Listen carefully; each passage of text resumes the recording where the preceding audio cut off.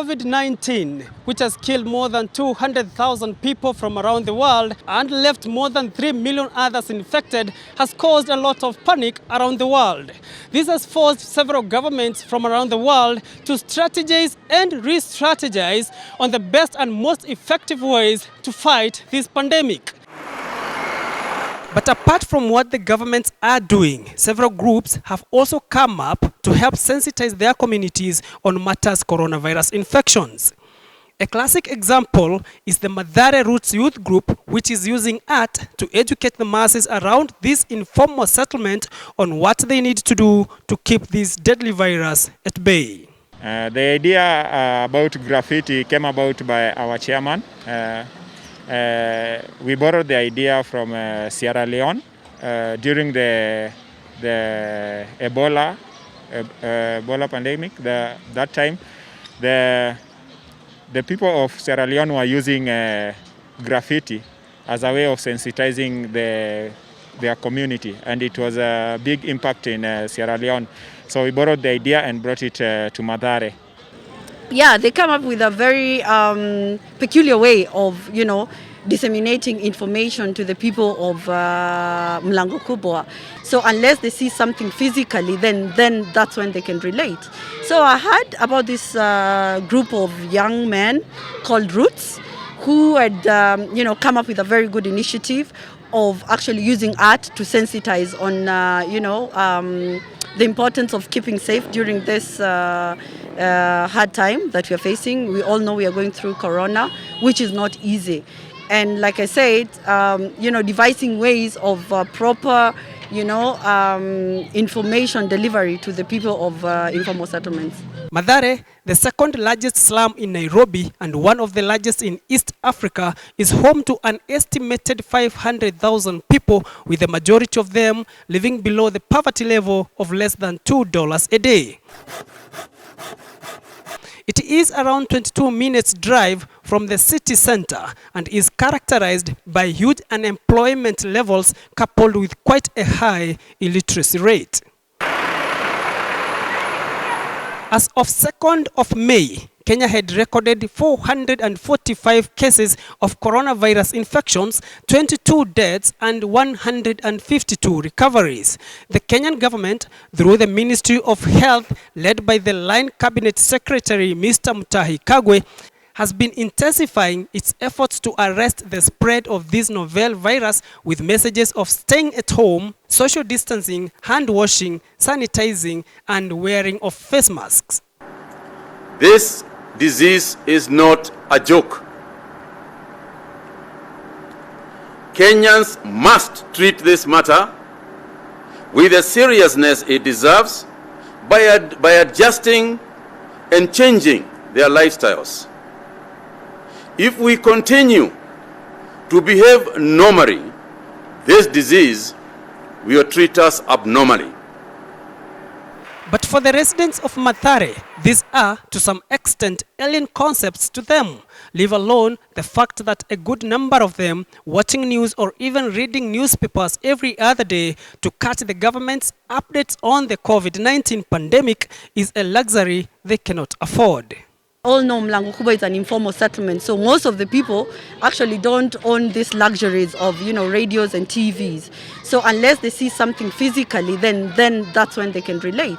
It is for this reason that a number of youth groups from this informal settlement, largely led by the Mathare Roots Youth Group, decided to sensitize their community here using art with anti-coronavirus targeted messages in the local Swahili language that a majority, if not all locals here, best understand.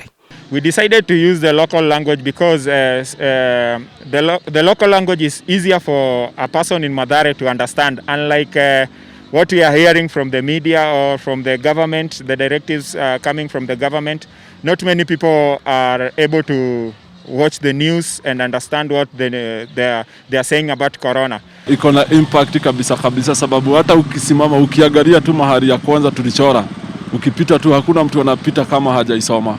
So na ile lugha tumetumia Kiswahili, mtoto, mzee, kila mtu anaielewa. Mr. Keva Ongany, who was born and bred here and is a co-founder of the Mathare Roots Youth Group, explains to us how the idea of using graffiti to fight the highly contagious COVID-19 was born and how effective the project has been so far. The message of graffiti is very positive in the community.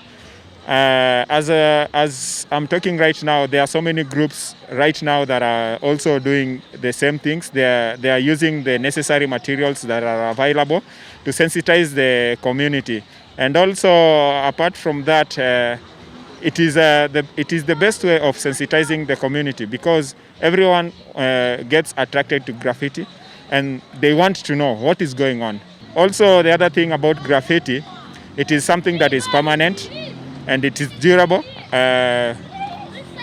Comparing it with posters are easily, they can easily be destroyed. But graffiti, it makes the place beautiful. At the same time, it educates the community. The youthful Honorable Patricia Mutheu is the area's elected representative in the Nairobi County Assembly and had this to say in regards to the youth's effort and creative approach in educating the masses in Mathare about the deadly COVID-19. Corona is real and we can all be saved if we follow government regulation of one, staying at home. I know it's hard. Bearing in mind most of people here depend on daily income, but also there's another alternative about how you cover your mouth, you wash your hands regularly, you keep the distance, and we pray to God that this thing will just bypass. To residents of this informal settlement, these graffiti are constant reminders of what they need to do to stay safe. Hii graffiti tangu iwekwe hapa nimeona impact kubwa. Inanikumbusha kwamba kuna corona na nafaa kuvaa mask, keep distance na kunawa kila wakati mikono. Mimi ni mkaaji wa huku Mathare na tumejifunza kuhusu hii graffiti, kujikinga ili tusipate corona. Sasa ili kila day nikipita hapa na nikicheki hapa na najifundisha lazima nivae mask. Hii sasa inanikumbusha nikiona kila asubuhi nikikuja niko pale na maji, nikifika nafaa ninawe. Hata nikiwa na customer wangu hapo kwa salon nafaa nikipu na wao distance, wakikuja niwape mask ndio nijiweze kukomesha hiyo corona. In our crisscrossing of the various villages in this slum, we found these young men at work drawing the graffiti and writing messages of sensitizing people at this very strategic bridge which literally joins the two sides of Mathare informal settlement. The government requested young people to step up, and for me and my community and our organization, which is Mathare Roots, we have stepped up. We are trying to sensitize the community. We are trying to educate each and everyone, telling them that this corona pandemic is very serious and we should take it serious because if we don't take care of ourselves, no one else will. Having been a youth leader in Mathare slum, Peter Njogu best understands not only the kind of challenges faced by those who call this slum home, but also the most effective way of having the young people here hooked in terms of driving the anti-coronavirus messages home. If you want to reach to young people, then use what they love most, the arts. Since this graffiti was done, I've seen so many young people coming to stand here on their own and they stare at it.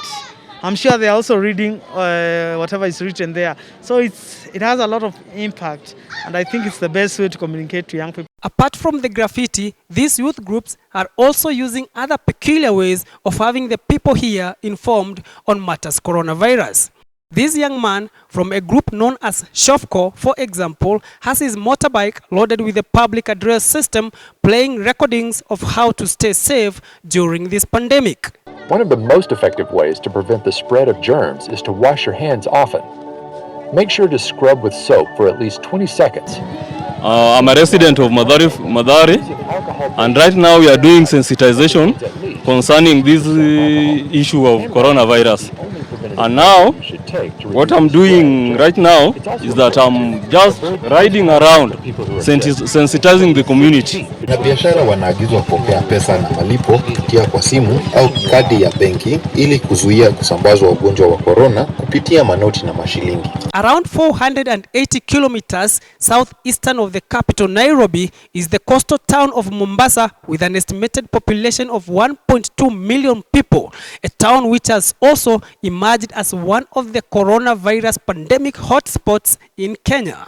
But even here, young artists are also doing what they know best, painting walls with murals that remind people to keep it safe, and with some appreciating those in the war front, the health workers, for the kind of work they are doing, risking their own lives to save others.